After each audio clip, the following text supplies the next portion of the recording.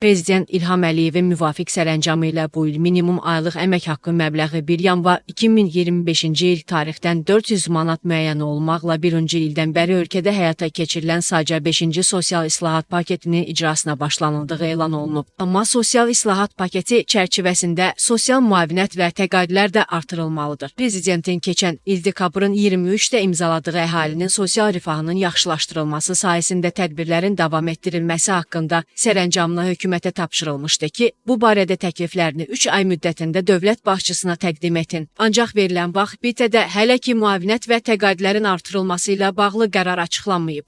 Məsələ ilə bağlı danışan Liberal İqtisadçılar Birliyi sədri Akif Nəsirli deyib ki, Azərbaycanda müavinət və təqaüdlərin həcminin artırılması müzakirə edilir. Bizdə əmək pensiyası, müavinət və təqaüdlərin həcmi başqa ölkələrə nisbətən aşağıdır.